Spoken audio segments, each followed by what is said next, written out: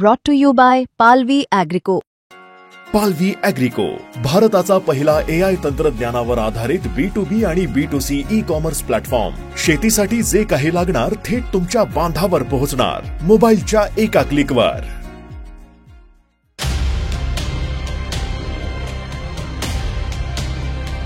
नमस्कार, मी अभिजित करंडे. मुंबई तकच्या चर्चा तर होणारच या विशेष कार्यक्रमामध्ये आपल्या सर्वांचं स्वागत आहे. आपल्याला कल्पना आहे की या महिन्याभरामध्ये सर्वात महाराष्ट्रामध्ये गाजलेली गोष्ट कुठली असेल तर ते होतं मनोज जरांगे पाटील यांचं आंदोलन. 5 दिवस त्यांनी मुंबईच्या हार्टच्या इलाक्यामध्ये, म्हणजे आपण ज्याला कोर इलाका म्हणतो, तिथं आंदोलन केलं. म्हणजे CST आणि सगळा परिसर जो होता तिथं त्यांचं उपोषण चालू होतं. आझाद मैदानामध्ये हजारोंचा जमाव होता. पण या सगळ्यानंतर 5 दिवसानंतर जेव्हा त्यांचं उपोषण सुटलं त्यावेळेला सरकारनं 3 GR काढले आणि त्या 3 GR मध्ये सर्वात महत्त्वाचं होतं म्हणजे हैदराबाद गॅझेटियर लागू करण्याचा निर्णय, त्यानंतर सातारा गॅझेटियर, औंध गॅझेटियर लागू करण्याचा निर्णय झाला. आणि असा लोकांना वाटू लागले की आता मराठा समाजाला कुणबीमधून म्हणजे OBCचं आरक्षण मिळण्याचा मार्ग जो आहे तो मोकळा झालेला आहे.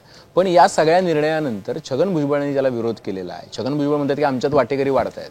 तिकडे जरांगे पाटील म्हणतात की आम्ही मूळ कुणबीच आहोत, त्यामुळे आम्ही वाटेकरी नाही, आम्हीच मूळ मालक आहोत त्या घराचे, त्यामुळे आम्ही काही वाटेकरी वगैरे नाही आहोत.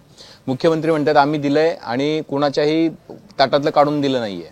आणि दुसरीकडे ते म्हणतात की मराठा समाजाला सुद्धा आम्ही योग्य न्याय दिलाय. आता त्यामुळे कळत हे नाहीये की नेमकं मिळालंय कोणाला काय. आणि हे जे आरक्षणाचं राजकारण आहे, जरांगे बोलतायत, हाके बोलतायत, भुजबळ बोलतायत, मुख्यमंत्री बोलतायत, उपमुख्यमंत्री बोलतायत, तर नेमकं हे राजकारण का चालू झालंय, नेमकं मराठा समाजाला काय मिळालंय आणि या राजकारणातून नेमकं सत्ताधाऱ्यांना काय साध्य करायचंय, विरोधक का चिडीचूप आहेत, या सगळ्याबद्दल चर्चा करणार आहोत आपण आज. आणि आज न्यूजरूममध्ये आपण त्याच सगळ्या विषयावरती बोलणार आहोत. आपल्या सगळ्या सहकाऱ्यांनी जवळपास 5 दिवस ते आंदोलन जे आहे ते CST वरून कव्हर केलेलं आहे. त्यामुळं आज साहिल सर नेहमी होस्ट असतात, आज ते गेस्टच्या काय रोलमध्ये आहेत. साहिल सर, पहिला तर मुद्दा असा आहे की कुणाला काय मिळाले क्लिअर झालंय का महाराष्ट्राला, म्हणजे राजकारण मग नंतर चर्चा करता येईल आपल्याला त्याची. नाही, मला असं वाटतं की अजून ते काही क्लिअर झालेलं नाही आहे. आणि त्याच्यामुळे मुळात मुद्दा एक या बाजूला पण जातो की आरक्षणाचा ॲक्च्युअल फायदा होतोय का, कितपत होतोय. कारण आता मी कट ऑफ लिस्ट बघत होतो तर OBC मध्ये कट ऑफ लिस्ट ही फार वरती येते. या उलट ACBC आरक्षणामधनं जे आरक्षण मिळतं त्याच्यामधली कट ऑफ लिस्ट फार खाली आहे. तर खरोखरच फक्त कारण मूळतः आरक्षण हा काही गरिबी हटाव नसतं. त्याच्यामध्ये तुम्हाला शिक्षणामध्ये सुविधा मिळावी, संधी मिळावी याच्यासाठी म्हणून आरक्षणाचा, की जे घटक शिक्षणामध्ये वंचित राहिलेत, मागे राहिलेत, त्यांना ती संधी मिळावी ह्याच्यासाठी म्हणून आरक्षणाचा वापर केला जातो. आणि तीच गोष्ट नोकऱ्यांसाठी सुद्धा लागू होते. अशा परिस्थितीमध्ये खरोखरच त्याच्यामुळे फायदा होतोय का ह्याचं एक वेगळं निरीक्षण करावं लागेल. पण तरीसुद्धा या आंदोलनाला पाठिंबा मिळतोय महाराष्ट्रामध्ये. माझ्या मते ही गोष्ट सगळ्यात जास्त महत्त्वाची आहे. म्हणजे लोक तेवढाही विचार करायला सध्याच्या परिस्थितीत तयार नाही आहे. त्या दिवशी त्या मराठा जे आंदोलन झालं त्याच्यापैकी अनेक लोक जे होते की जे 25-30ली मुलं होती त्याच्यामध्ये, त्यातले अनेक जण ग्रॅज्युएटही नव्हते. त्यामुळे ॲक्च्युअल जर आरक्षण लागू झालं तर त्याचा राजकीय फायदा सोडला तर त्या पलीकडे कोणाला काही फायदा होऊ शकणार आहे का ह्याच्याबद्दल एक विचार त्यांना कुठेतरी करावाच लागणार होता. पण तरीसुद्धा गोंधळलेली परिस्थिती महाराष्ट्रामध्ये आहे. अनेकांना अनेक GR माहीत नाही आहेत, त्या GR मधनं काय होणार आहे. उद्या आरक्षण, कुणबी आरक्षण मिळालं तर त्याच्यातनं पुढे खरोखरच त्यांच्या परिस्थितीमध्ये काही फरक पडणार आहे का. अशा काही सुविधा आहेत का की ज्या फक्त मराठा समाजाला मिळत नाही आहेत आणि OBC समाजाला मिळत आहेत, त्या तुम्हाला मिळू शकणार आहेत का. याचा एक सारासार विचार कुठेतरी करावा लागेल. तो खरोखरच अवेलेबल आहे का ह्याचं पण एक ऑडिट आपण म्हणतो. ही काय गंमत आहे, मुख्यमंत्री म्हणतात आम्ही कोणाच्या ताटातलं कोणाला दिलेलं नाही आणि दुसरीकडे म्हणतात की आता मराठा समाजाला कुणबी प्रमाणपत्र मिळण्याचा मार्ग पण सोपा झालाय.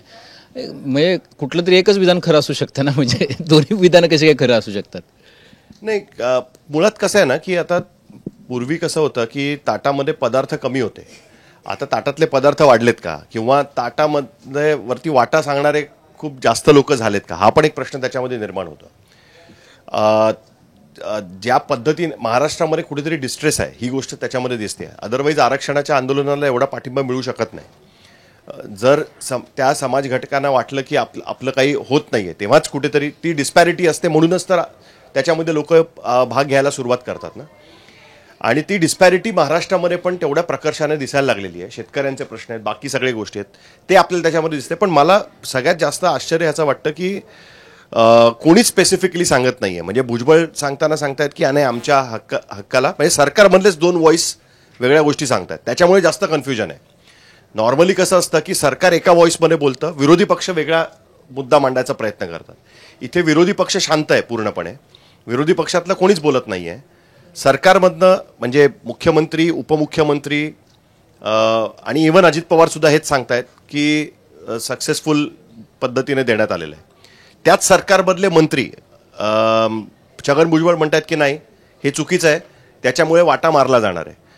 त्यामुळे सरकारमधनंच कन्फ्युजन क्रिएट केलं जात आहे की काय, अशी परिस्थिती निर्माण झाली. आणि हे फार विचित्र गोष्ट आहे खरं तर. पण मग का केलं जातं? म्हणजे कन्फ्युजन जर क्रिएट केलं जात असेल तर त्याच्यामागे काहीतरी कारण असतील ना. काय त्यांना साधायचं काय कन्फ्युजन क्रिएट करून?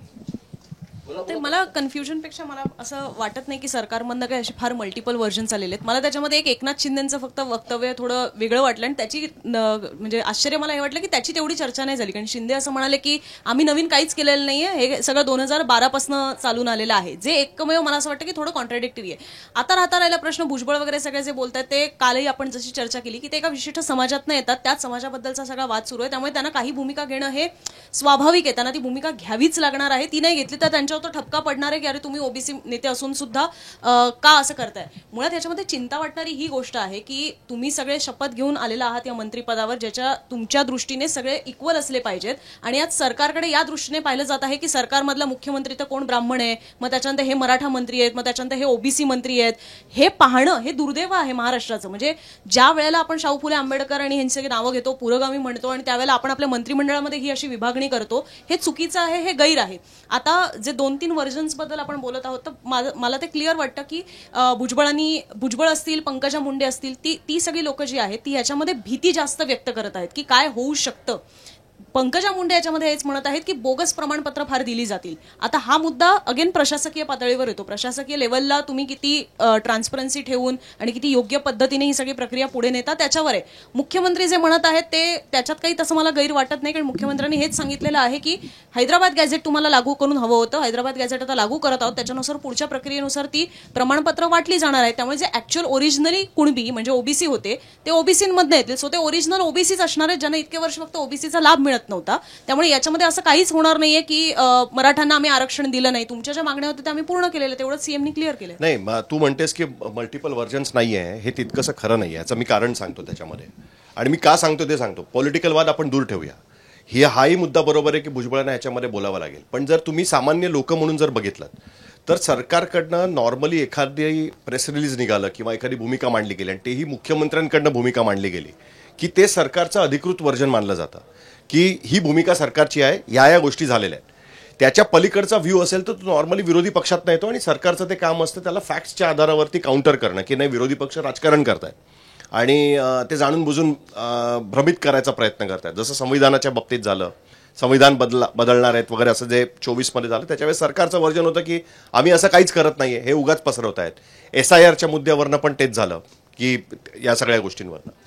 पण ज्यावेळेस सरकारमध्येच 2 वेगळी व्हर्जन्स यायला सुरुवात होते आणि पंकजा मुंडेंचं स्टेटमेंट हे भुजबळांचं खूप माइल्ड स्टेटमेंट आहे असं म्हटलं पाहिजे. त्यांना ते त्या थेट म्हणू शकत नसतील कदाचित, पण मला जे दिसतंय त्याच्यानुसार जे भुजबळ म्हणतायत त्याचंच माइल्ड स्टेटमेंट. त्यांनाही कुठेतरी भीती वाटते की सर्टिफिकेट चुकीची वाटली जातील म्हणून, आणि भुजबळांनी पण तीच गोष्ट सांगितली आहे. त्यामुळे सरकार म्हणून एखादी भूमिका सांगताना ज्यावेळेस 2 वेगवेगळ्या भूमिका येतात त्याच्यातनं कन्फ्युजन वाढत जातं. मला सरकारच्या भूमिकेबद्दल कन्फ्युजन नाही वाटत. मला त्याच्यामध्ये असं वाटतं की सीएम आपल्याच मंत्र्याला आपल्याच सरकारचा निर्णय पटवून देण्यामध्ये अपयशी ठरले. एक्झॅक्टली तीच गोष्ट आहे ना की शेवटी सरकार म्हणून तुम्ही एक व्हर्जन मांडायला पाहिजे. त्यामुळे सगळ्यात आधी मला असं वाटतं याच्यामध्ये हे केलं पाहिजे की मुख्यमंत्री आणि 2 उपमुख्यमंत्र्यांनी छगन भुजबळांना बरोबर बसून सांगितलं पाहिजे की तुम्ही चुकीचं बोलताय, किंवा भुजबळांनी त्यांना पटवून दिलं पाहिजे की नाही हे चुकीचं आहे, आणि मग एकत्र काहीतरी निर्णय झाला पाहिजे. त्याऐवजी 2 वेगवेगळे, आणि आता भुजबळ त्यांनी त्यांची यात्रा सुरू करणार, सगळ्या ठिकाणी आंदोलनं सुरू करणार, या सगळ्या गोष्टी करणार आहेत. त्यामुळे आपल्याच सरकारच्या विरुद्ध आंदोलन करणं ह्याच्या एवढं दुसरं कन्फ्युजन दुसरं काहीच दिसत नाही ह्याच्यामध्ये, असं त्याच्यामध्ये दिसतंय. हे मला जास्त प्रॉब्लेमॅटिक वाटतंय. आणि हे धोकादायक अशा करताय की यापुढे सरकारमधनं जर वेगवेगळी व्हर्जन्स निघायला सुरुवात झाली, राजकारण म्हणून ठीक आहे, पण ऑथेंटिसिटीवरती प्रश्न क्रिएट होईल ह्याच्यानंतर कुठेतरी. हा एक सगळ्यात महत्त्वाचा मुद्दा राहतो त्याच्यामध्ये. नाही, कोणत्याही गोष्टीबद्दल स्पष्टता दिली तर ते राजकीय नेत्यांसाठी अडचणीचं ठरतं. कन्फ्युजन ठेवणं हे त्यांच्यासाठी कधीही चांगली परिस्थिती असते की त्या कन्फ्युजनमधनं त्यांची वोट बँक तयार करता येते. मुळात प्रश्न असा असतो की म्हणजे कोणताही भूमिका घेताना एक अधिष्ठान तयार करावं लागतं एक प्रकारचं. तर मराठा समाजाकडनं किंवा मनोज जरांगेंकडनं हे असं दाखवलं गेलं की कायम की ती त्यांची खरी मागणी असेल की शिक्षणात आम्हाला आरक्षण हवं आहे, आम्हाला नोकऱ्यांमध्ये आरक्षण हवं आहे. पण कुठेच राजकीय आरक्षणावरती तेही बोलत नाहीत उघडपणे किंवा विरोधकही बोलत नाही. खरा ही जी खरी गोम असणार आहे ही राजकीय आरक्षणावरती असणार आहे. तुम्ही राजकीय जर ओबीसीमध्ये जर मराठा समाजाच्या अनेक लोकांचा शिरकाव झाला तर तिथे ग्रामीण भागातला विशेषतः स्थानिक स्वराज्य संस्था आहेत तिथे खऱ्या अर्थाने मग ती पुन्हा एकदा चढाओढ सुरू होणार आहे. कारण की ओबीसीमधनं अनेक स्थानिक स्वराज्य संस्थांमधनं मिळणाऱ्या आरक्षणातनं राजकीय नेतृत्व पुढे होतं तर मराठा समाज त्या विशिष्ट ह्याच्यात मागे पडतो. तर अशा वेळी त्याची उघड भूमिका आता कोण घेणार आहे हे बघणं महत्त्वाचं ठरणार आहे. कारण की अजूनपर्यंत कोणी आपले पत्ते ओपन त्या पद्धतीने केले नाहीत. आणि मुख्यमंत्री यावरती बोलले पण होते की तुम्हाला जर एसीबीसीचं आरक्षण दिलेलं आहे, ईडब्ल्यूएसचं आरक्षण दिलं आहे तर ओबीसीचं आरक्षण कशासाठी हवं आहे, तुम्हाला ओबीसीचं आरक्षण हे राजकीय हवं आहे का, असा प्रश्न सुद्धा त्यांनी केला होता. मनोज जरांगेंच्या मनोज जरांगेंचं उपोषण जेव्हा सुरू झालं होतं तर पहिल्या दिवशीचं त्यांचं स्टेटमेंट होतं. मला असं वाटतं ना की हा निर्णय देवेंद्र फडणवीस यांच्यासाठी फार मोठा अग्निपरीक्षा असणार आहे. कारण आता आजच सकाळी 1.5 लाखांच्या आसपास नोंदी सापडल्यात बीडमध्ये. आता ज्या गावांमध्ये ओबीसींची संख्या ही 40-45% आसपास आहे, जे ग्रामपंचायतीला, पंचायत समितीला, जिल्हा परिषदांना, नगरपंचायतीला वगैरे ते लढू शकतात. आणि जर तिथं आरक्षण पडतं तर तिथं गावातल्या एका जरी मराठा व्यक्तीला कुणबी प्रमाणपत्र मिळालं तर तिथं ते आरक्षणात जाऊन जास्त जातीची संख्या असलेल्या ठिकाणी ते लढाईमध्ये येतात. त्यामुळं ओबीसींची वोट बँक जाऊ नये यासाठी भाजप नक्कीच प्रयत्न करणार. पण दुसरीकडे त्यांना मराठा समाजातून जो आलेला असंतोष आहे तो सुद्धा साधावा लागणार आहे. अर्थात ह्यातून जरी सरकारमध्ये मराठा विरुद्ध ओबीसी मंत्र्यांमधली दुही दिसते, म्हणजे पंकजा मुंडे, चंद्रशेखर बावनकुळे आणि छगन भुजबळ इकडून बोलत आहेत, तिकडून विखे पाटील त्यांचं तर झाल्यानंतर सुद्धा औरंगाबादला त्यांना जाऊन भेटून येत आहेत. त्यामुळं एकीकडे मंत्र्यांना संतुलित ठेवणं, मंत्र्यांमधून समन्वय साधणं आणि दुसरीकडे आपली असलेली वोट बँक सांभाळणं आणि त्यातून जे मराठवाड्यात आता येऊ घातलेले संघर्ष आहे ते रोखणं देवेंद्र फडणवीस यांच्यासाठी हा पुढचा काळ हा अग्निपरीक्षेचा असणार आहे. मला असं वाटतं की कन्फ्युजनच्या बद्दल मला बोलायचंय की कधी कधी कन्फ्युजन क्रिएट करून काही गोष्टी साध्य केल्या जातात. दोन्ही बाजूचा आम्ही समतोल साधतो आहे आणि आमच्या सरकारमध्ये या दोन्ही मतांची माणसं आहेत हे सांगण्याचा प्रयत्न केला जातोय. विन विन सिच्युएशनमध्ये राहण्याचा प्रयत्न केला जातोय. मराठा आरक्षणामध्ये आतापर्यंत मनोज जरांगेंचं जेवढ्यांदा आंदोलन झालं त्या आंदोलनामधले जर टप्पे बघितले तर प्रत्येक टप्प्यामध्ये वेगवेगळ्या गोष्टी होताना पाहायला मिळाल्यात.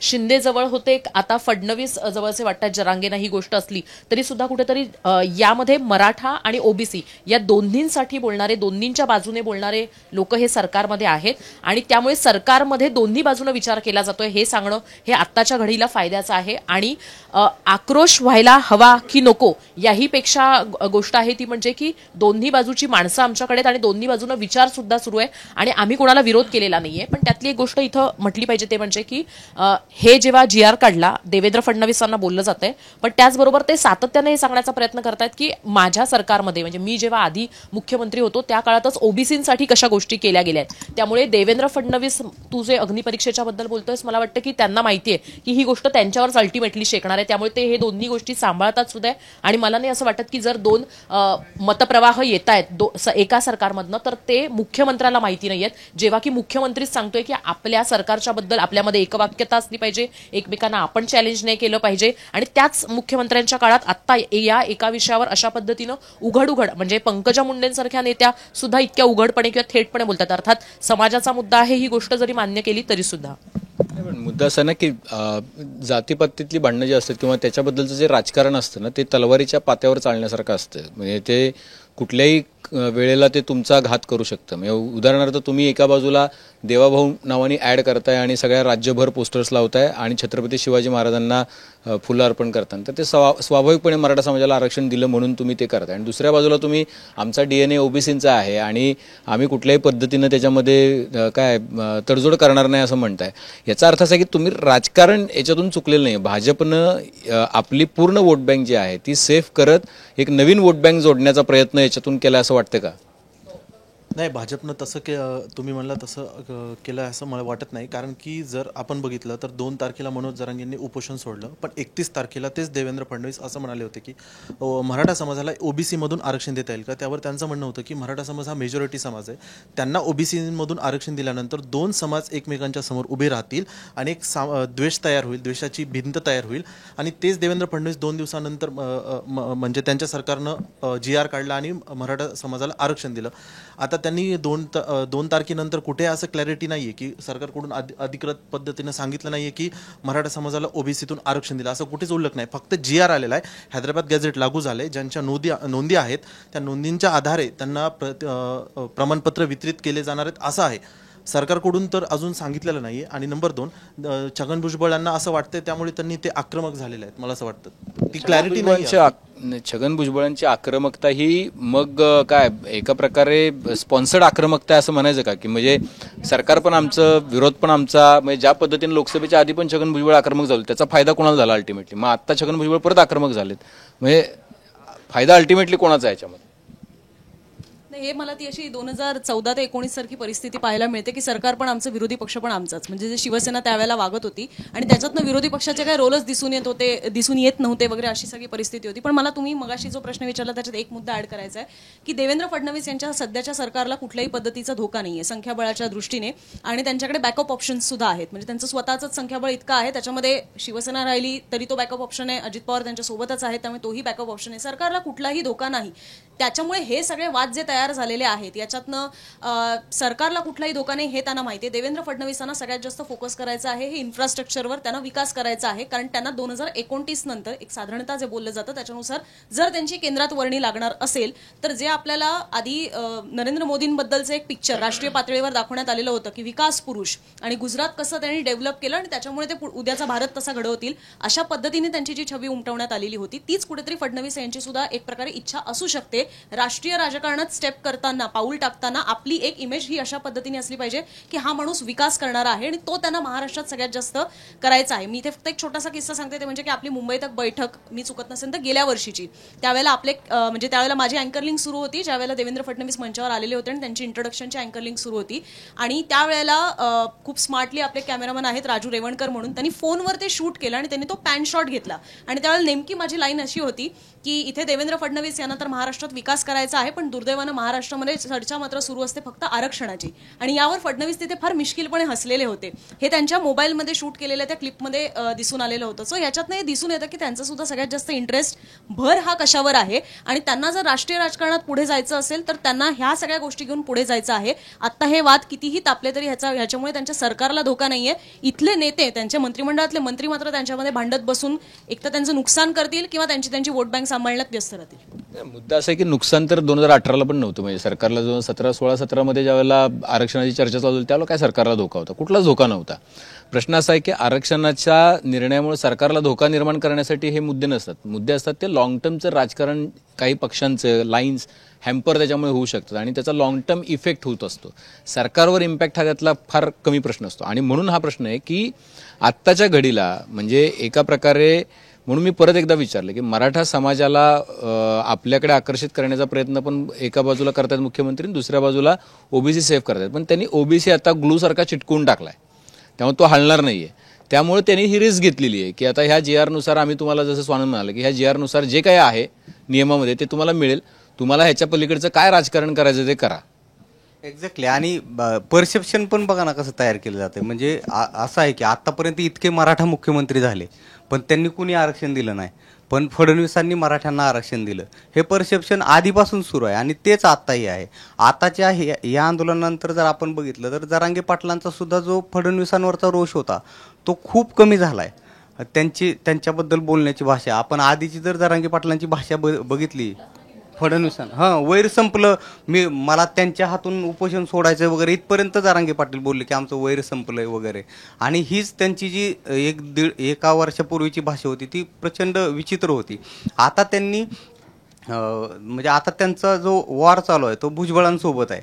आणि अर्थात जसं तुम्ही बोललात, अनुजा बोलली की यांच्यात काही झालं तरी त्यांना असा विशेष फरक पडताना दिसत नाहीये. त्यांची इमेज जी आहे ती आपण बघतोय जाहिराती असतील किंवा इव्हन लोकांमध्ये सुद्धा, की ठीक आहे काही झालं तरी आता या गोष्टी आम्हाला मिळत आहेत, म्हणजे गोष्टी मिळत आहेत ना, असं नाही आहे की गोष्टी मिळत नाही आहेत. हालचाली सुरू झाल्या आहेत, प्रशासन कामाला लागलंय, सगळ्यात तहसीलदार म्हणजे अलर्ट झाले, सगळे अलर्ट मोडवरती आहेत. म्हणजे ज्या लोकांनी आत्महत्या केल्या त्यांच्या घरी जाऊन पैसे दिले, म्हणजे हे सगळी वेगवान प्रक्रिया सुरू आहे. आणि त्याच्यामुळं फडणवीसांची इमेज जी आहे ना ती खूप मोठ्या प्रमाणामध्ये आता मराठा समाजामध्ये सुद्धा म्हणजे सकारात्मक झालेली आहे. त्यामुळे निश्चितपणाने त्यांना या गोष्टीचा फायदा होतोय. सर, तुम्ही जसं म्हणालात की भाजप नवीन वोट बँक तयार करते का, ते निश्चितच नवीन वोट बँक तयार करते. ते या दृष्टीने तयार करते की विधानसभेचं तुमचं सरकार स्थिर आहे, पण आता आगामी येणाऱ्या महापालिका, नगरपालिका, जिल्हा परिषदा यासाठी तुम्हाला मराठा समाजाची मतं ही अत्यंत आवश्यक आहेत. जेव्हा विधानसभेमध्ये मराठा समाजाने उमेदवार दिले नव्हते त्याचा थेट फायदा हा भाजपला झालेला दिसून येतो आपल्याला. अशाच पद्धतीचा जर फायदा करून घ्यायचा असेल तर मराठ्यांना कुठेतरी, मराठा समाजाला कुठेतरी चुचकारलं पाहिजे, ही भाजपची रणनीती असू शकते. आणि त्या रणनीतीनुसार हे दिलेलं तात्पुरतं आरक्षण म्हणा किंवा त्यांना दिलेला एक प्रकारचा दिलासा म्हणा, अशा पद्धतीने एक तयार केलं. कारण की जर खालची फळी जर ढिली झाली तर पुन्हा ती सावरण्यासाठी एक काम करावं लागू शकतं देवेंद्र फडणवीसांना. आणि या सगळ्या लॉंग टर्म दृष्टीचा विचार करून हे आरक्षण दिलेलं असू शकतं असं मला वाटतं. मला विचारायचं ऍक्च्युली की जे लोक ग्राउंडवरती गेले होते, तिथे जे लोक जमले होते, त्यांना सुद्धा माहिती होतं का की या आरक्षणाचा काय फायदा होईल? त्याच्यापैकी कोणी काय बोललं का? ते लोक सांगतातच की आम्हाला आमच्या मुलांना मिळेल, हा जो एक मुद्दा आहे महत्वाचा, मुलांना शिक्षण मिळेल, आमच्या मुलांना नोकऱ्या मिळतील, हा मुद्दा आहे, तोच त्यांच्या डोक्यात आहे किंवा तेवढ्यापुरतच ते विचार करतात. तोच मुद्दा आहे ना की तुम्हाला एसीबीसी आरक्षण मिळालं, त्याच्यामध्ये सुद्धा तुम्हाला फी मध्ये सवलत आहे, ओबीसी आरक्षणामध्ये पण फी मध्ये सवलत आहे. तर हा फरक लक्षात आला का कुठे कोणाला? नाही, पण त्यांच्यामधले पण लोक आहेत ना, की स्तर आहेत, जे लोक सर्वसामान्य आहेत त्यांना हे मुलांचं शिक्षण किंवा आम्हाला नोकऱ्यांमध्ये संधी या गोष्टी आहेत. आणि त्याच्या पुढे जो एक असा वर्ग आहे की ज्याला राजकारण करायचंय, राजकारणामध्ये निवडणूक लढवायची, त्यांना मात्र हे बरोबर माहितीये की राजकारणातला पण फायदा मिळणार आहे, पण ही संख्या कमी आहे अर्थात. पण त्या दिवशी ज्यावेळेला हे आंदोलन म्हणजे उपोषण संपलं त्यावेळेला इमिजिएट तिकडे जे सेलिब्रेशन सुरू झालं ना, ते सेलिब्रेशन GR वाचण्याच्या आधीच सुरू झालेलं होतं. त्यामुळे त्यांना त्यातली क्लॅरिटी आलेली नव्हती. त्यांना फक्त जो मेसेज आझाद मैदानातनं इथपर्यंत पोहोचला की जिंकलो लेको असं जरांगे बोलले जे होते, त्याच्यातनंच त्यांनी एक प्रकारे अर्थ बांधला की आपल्याला आता आरक्षण मिळालेलं आहे, आपण आता झालेलो आहेत कुणबी, हे त्यांनी डायरेक्ट समजून करून घेतलेली आहे. तो जो सगळा चार्ट होता जो आपल्याला इथे छगन भुजबळांनी सुद्धा दाखवला की किती स्टेप बाय स्टेप त्यांना जावं लागणार आहे, हे त्यांना कळलेलं नव्हतं.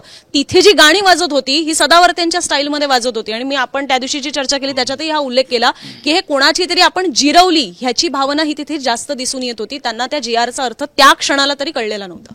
याच्यामध्ये दोन गोष्टी आहेत की मी चौपालच्या पलीकडे पण काही लोकांशी थेट बोलण्याचा प्रयत्न करत होतो. एक लातूरून आलेले गृहस्थ होते, त्यांचं असं म्हणणं होतं की आम्हाला सरकारकडून फार अपेक्षा नाहीत की त्यांनी आमची सरसकटची मागणी मान्य करावी. आमचं एवढंच म्हणणं आहे, एकनाथ शिंदेनी जसं आम्हाला लागू केलं होतं, लाखो विद्यार्थ्यांना आम्हाला कुणबी प्रमाणपत्र मिळाली, तेवढी जरी मिळाली ना तर आमचं मुंबईत यायचं सार्थ झालं. तोच मुद्दा आहे की ज्यांना ती लाखो प्रमाणपत्र मिळाली त्यांना त्या प्रमाणपत्रांचा काय फायदा झाला ह्याचा काही अंदाज घेतलाय का? अनेक लोक बोलत नव्हते पण त्यांच्या देहबोलीतून जाणवत होतं. म्हणजे आपण मगाशी चर्चा केली की राजकीय आरक्षण, अनेक लोकांचं असं म्हणणं होतं की आम्ही गरीब आहोत, आम्ही निवडणूक लढू शकत नाहीत, वेगळ्या प्रतिक्रिया होत्या. तर नाकारत जरी असले तरी सुद्धा राजकीय आरक्षणावरती अनेक आंदोलकांचा डोळा होता आणि ते नाकारण्यात काय अर्थच नाही. आणि दुसरा मुद्दा मला हे एक मांडायचं की एकनाथ शिंदेंनी वाशीमध्ये जे कमावलं होतं ते मुंबईतल्या आंदोलनात गमावलंय. का सांगतो मी? कारण मनोज जरांगे पाटील मुंबईतच्या मुलाखतीत सुद्धा बोलले की एकनाथ शिंदे देवेंद्र फडणवीसांची भाषा बोलतात, जेव्हा आपण त्यांची मुलाखत घेतली. पण अनेक आंदोलक असे होते ज्यांचं म्हणणं होतं की एकनाथ शिंदेने आम्हाला फसवलं नसतं तर आम्हाला परत मुंबईत यावं लागलं नसतं. तर याचा परिणाम कसा होईल? आता पुढे स्थानिक स्वराज्य संस्थांच्या निवडणूक आहे आणि एकनाथ शिंदेचा जो वोटर बेस आहे मराठवाड्यामध्ये त्या मराठा वोटर बेसला नक लागणार का? कारण जरांगे पाटील आणि त्यांचे समर्थक उघडपणे एकनाथ शिंदेनं लक्ष करत होते ग्राउंडवरती. त्यामुळे एकनाथ शिंदे यांची फजिती झाली आहे का? तर ती काही प्रमाणात दिसते. कारण एकनाथ शिंदेने सांगितलं होतं की कुणाच्या ताटातलं काढून आम्ही कुणाला देणं, याचा स्पष्ट अर्थ होता. एकनाथ शिंदेने सांगून दिलं होतं की आम्ही ओबीसींचा हिरावून मराठा देऊ शकणार नाही. त्यामुळं फजिती त्यांची झालेली. भाषा तर अजूनही तीच आहे ना की आम्ही हिरावून देणार नाही कोणाचा. पण हेच तर की एकनाथ शिंदेनी वाशीमध्ये जो मेसेज दिला होता की मी छत्रपतींची शपथ घेऊन सांगतो की मराठा समाजाला मी आरक्षण देईन वगैरे, त्याच्यानंतर जो अनेक लोक असे सांगत होते की आम्ही एकनाथ शिंदेना बघून विधानसभेला मतदान केलं, आम्हाला वाटलं होतं की एकनाथ शिंदे मुख्यमंत्री होतील आणि आरक्षणाची गोष्ट आमची पक्की होईल, असे स्टेटमेंट्स आहेत. पण ते न झाल्यामुळं आणि आता हे जे घडलंय यामुळे एकनाथ शिंदे यांच्यासाठी मराठवाड्यामध्ये आणि मराठा बहुल पट्ट्यामध्ये हा कसोटीचा काळ असणार आहे. कारण एकनाथ शिंदेचे जे आमदार निवडून आले यामध्ये मोठ्या प्रमाणात मराठा समाजाच्या मतांचा वाटा आहे. पण मग एकनाथ शिंदेची जर अशी परिस्थिती असेल मग अजित पवारांची परिस्थिती काय आहे? ऍक्च्युली या पिक्चरमध्ये ऍक्च्युली कसं असतं की आता कुठलंही आंदोलन किंवा काही सुरू असेल तर तो जो मुखिया असतो म्हणजे सत्तेचा मुखिया असतो तोच टार्गेटवरती असतो. त्या अर्थात आता एकनाथ शिंदेंनी त्यावेळेस काय दिलं होतं तर त्यांनी दिल्यानंतर पण एक प्रमाणपत्र वितरण वगैरे बऱ्याच लोकांना मिळाली ना. आणि जसं सर तुम्ही विचारलं होतं की काय फायदा झाला, लोकांना विचारलं तर ते सांगत होते ना की आमची फी माफ झाली किंवा आम्हाला. तोच तर प्रश्न ना, एसीबीसी मध्ये पण फी माफ आहे, आर्थिक आरक्षणामध्ये पण फी माफ मिळते, उलट जास्त सवलत आर्थिक ह्याच्यामध्ये. त्याचा जो हे आहे ते आजच जरांगे पाटलांनी ते सांगितलं की आम्हाला ठीक आहे एससीबीसीचं तुम्हाला 10% द्यायचं ना तर ते आम्हाला 50%च्या आत द्या, 50%च्या वर नको आहे. कारण त्यांना मग ती पुढची भीती आहे की ते आरक्षण रद्द होईल. कारण आताच्या घडीला महाराष्ट्रामध्ये 72% आरक्षण आहे आणि ते कोर्टामध्ये टिकेल कितपत टिकेल ह्याच्यावरती खूप मोठा प्रश्नचिन्ह आहे. मला या अतिकचा जो मुद्दा आहे ना तो महत्त्वाचा वाटतोय. पण हे लोकांनी म्हणण्याच्या आधीपासून जेव्हा जरांगे उपोषणाला बसले किंवा उपोषणाला आम्हाला बसावं लागतंय हे सांगत होते तेव्हाच ते म्हणत होते की आम्हाला आधीच्या सरकारनं फसवलं. त्यांनी तेव्हाच ते स्पष्ट केलं होतं आणि तेव्हापासूनच शिंदेंनी फसवलं हा मुद्दा होता. फक्त शिंदेचं नाव घेणं जरांगे टाळत होते अगदी शेवटपर्यंत. पण ज्या क्षणी त्यांनी उपोषण सोडताना देवेंद्र फडणवीसांबरोबरचं वैर संपलं असं म्हटलं तिथं शिंदेंना म्हणजे मोठा लॉस झालेला आहे आणि फडणवीसांना फायदा झालेला आहे. पण हा फडणवीसांचा फायदा लॉंग टर्म टिकेलच अशी काही गोष्ट. मला असं वाटतं मग अजित पवार स्मार्ट आहेत ना, काही भूमिकाच नाही घ्यायची. त्यामुळे मला त्यांचा काही ना फायदा ना तोटा. म्हणजे जे काही भूमिका त्यांची आंदोलनाच्या आधीची होती तीच भूमिका आंदोलनाच्या वेळेला होती, तीच भूमिका आंदोलनाच्या नंतर आहे की काहीच बोलायचं नाहीये, काही भूमिका नाही, ही एक भूमिका आहे. म्हणजे त्याचा मेजर फायदा काही वेळेला होतो का? मला त्याच्या पलीकडे असं वाटतं की जर आपण लार्जर बघितलं तर सध्या महाराष्ट्र हा नेतृत्वहीन झालाय की काय असं मला वाटायला लागलंय ह्याच्यामध्ये. कारण नॉर्मली मराठा आरक्षणाचा इतिहास बघितला तर एक काळ असा होता की मराठा समाजाच्या नेत्यांनी मराठा समाजाला सांगितलं की तुम्ही आरक्षण घेऊ नका, आपल्याला त्याची गरज नाहीये म्हणून. आज अशी परिस्थिती आली की त्याच नेत्यांचं ते ऐकायला पण तयार नाही आहेत त्याच्यामध्ये. दुसरी गोष्ट अशी की आरक्षणाचा फायदा हा देशभरामध्ये पॉलिटिकली सगळ्यात मोठा झालेला आहे. एक काळ असा होता की अनेक राज्यांमध्ये म्हणजे कुठलीही राज्य काढा तुम्ही, राजस्थान, मध्य प्रदेश, बिहार, उत्तर प्रदेशपासून सगळ्या राज्यांमध्ये वरच्या जातीतले लोकांकडेच सगळी सत्ता त्यांच्याकडे होती. म्हणजे मंत्रिपदातले लोक असतील, मुख्यमंत्री असतील किंवा वरची इनफॅक्ट IAS, IPS या सगळ्या UPSCच्या ह्याच्यामध्ये पण होती. आरक्षणाच्या नंतर इतर लोकांना पण त्याची संधी मिळायला सुरुवात झाली आणि मंडल आयोगाचं सगळ्यात मोठं आपण काय म्हणतात यश हेच आहे की उत्तरेतलं राजकारण त्यांनी त्याच्यामुळे बदलून टाकलं. पहिल्यांदाच सर्व पक्षांना इन्क्लुडिंग काँग्रेस, भाजप आणि काँग्रेस सगळ्यात मोठे विरोधी होते मंडल आयोग लागू करण्याचे.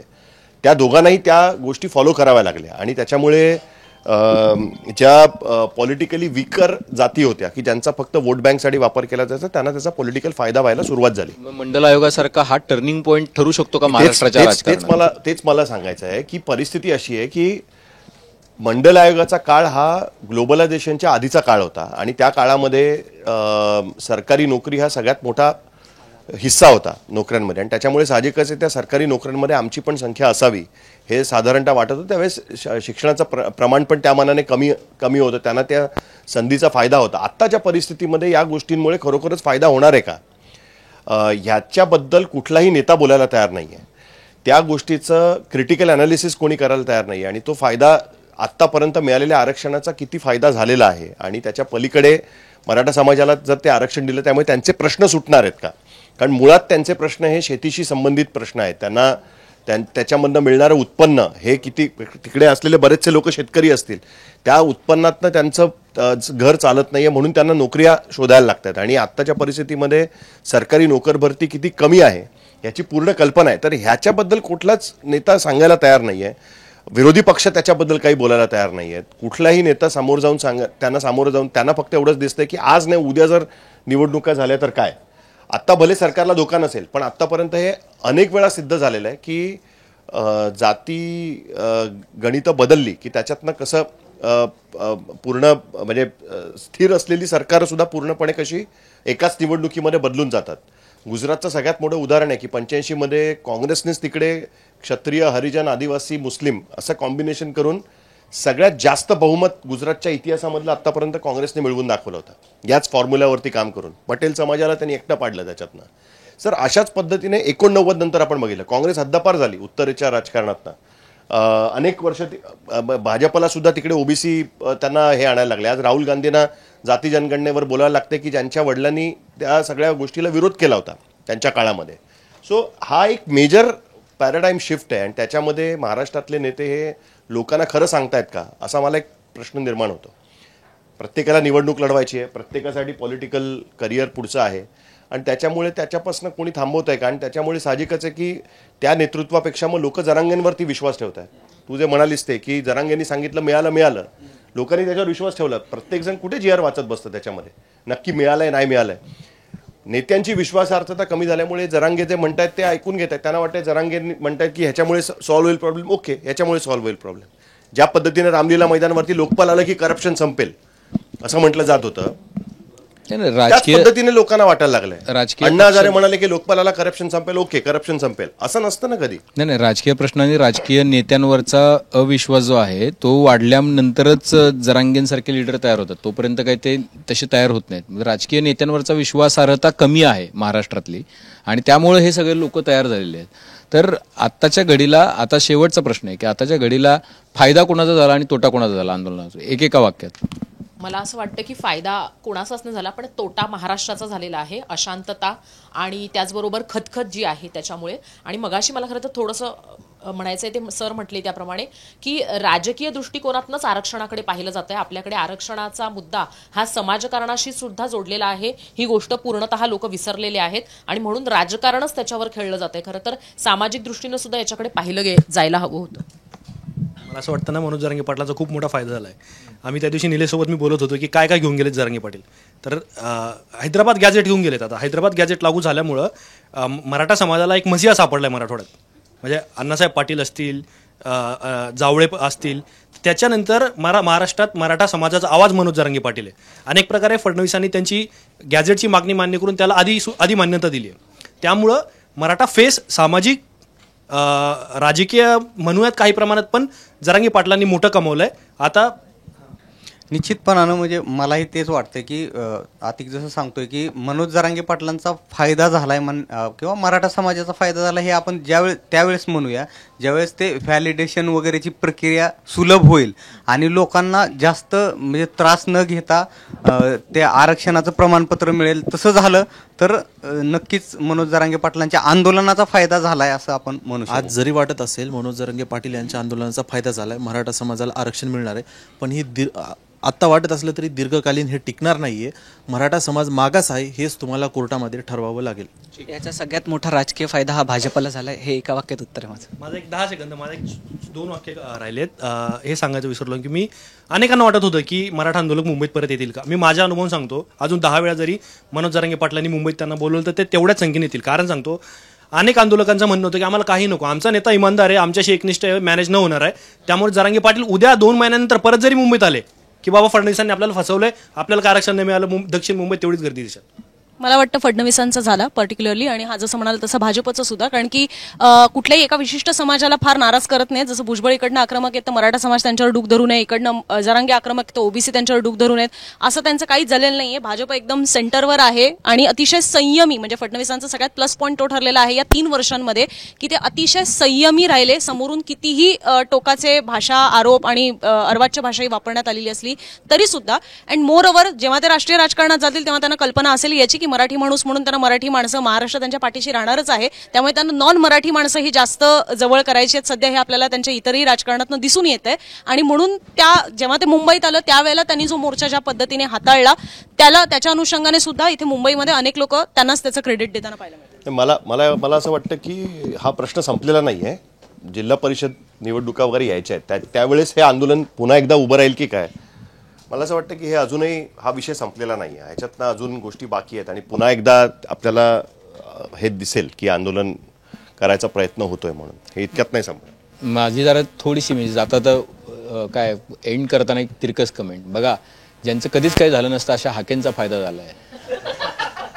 ज्यांचं बरंच काही होत असताना जवळपास संपत आलं असतं त्या भुजबळांचा फायदा झाला आहे. ठीक आहे, म्हणजे असे खूप लोक आहेत की छोटे मोठे घटक आहेत की ज्यांचा खूप फायदा झालेला आहे. त्याच्यामुळं लाभधारक वर्ग जो आहे अशा पद्धतीचा तो बऱ्यापैकी आहे. पण निश्चितपणे जसं अनुजा म्हणाली किंवा रोहित म्हणाला तसा फडणवीसांचा फायदा आहे. विन विन सिच्युएशन जी होती ती त्यांनी कायम ठेवली. पहिल्या दिवसापासून त्यांना माहिती होतं की आंदोलन कुठल्याही दिशेने कसंही गेलं तरी छापा पडला तरी फडणवीस जिंकणार आहेत, काटा पडला तरी फडणवीस मला जिंकणार त्यात फक्त अभिजित सर एकच ऍड करायचं आहे की शेवटी ओबीसी ज्यावेळेला आपण म्हणतो की भाजपची हक्काची वोट बँक आहे, हे सगळे शेवटी उद्या जाऊन ओबीसीच होणार आहेत. जरांगे पाटील ओबीसींचे नेते आहेत असा भुजबळ म्हणाले ना त्या दिवशी की आता ते ओबीसींचे नेते होत आहेत त्या हळूहळू. हां, त्यामुळं मला असं वाटतं की हे सगळं आहेच, फायदा तो होतोच आहे. पण सगळ्यात वाईट जे चालू आहे ते म्हणजे जे हे हाके जरांगे ज्या भाषेत एकमेकांना बोलतायत, म्हणजे नळावर सुद्धा असं आजकाल बोलणं टाळलं जातं. तर अशा भाषेमध्ये बोलणं हा सगळ्यात मोठा तोटा आहे. राजकीय संस्कृती, सामाजिक संस्कृती त्याला लागलेला हा डाग आहे. आणि मला असं वाटतं की ही चर्चा यासाठीच केली आपण की बघा एक आंदोलन झालं, इतके हजारो लाखो लोक आली, ती परत पण गेली 5 दिवसामध्ये. आणि परत गेल्यानंतर आता मराठा समाजातले अभ्यासक तज्ज्ञ सगळे सांगतायत की काय हाताला लागलं काय नाही, साशंक आहेत. पण जरांगे पाटील एकटे कॉन्फिडंट आहेत आणि दुसरे कॉन्फिडंट आहेत ते फडणवीस, की त्यांना माहिती आहे की आम्ही ओबीसींच्या ताटातलं पण काढलेलं नाही आणि मराठ्यांना पण दिलेलं आहे. मला असं वाटतंय की ही जी किमया आहे, ही किमया ज्याला साधता आली तो जिंकलेला आहे. त्यामुळं राजकारण चालू आहे का तर चालू आहे. त्याचा फायदा तोटा काय होईल हे भविष्यात कळेल. तुमची काही मतं असतील, प्रश्न असतील तर ते निश्चितपणे तुम्ही नोंदवा. कमेंट बॉक्समध्ये बेल आयकॉनवरती क्लिक केलं तर अपडेट्स मिळत जातील. आणि सर्वात महत्त्वाचं म्हणजे मुंबई तकचं यूट्यूब चॅनल सबस्क्राईब करायला विसरू नका. पाहत राहा मुंबई तक.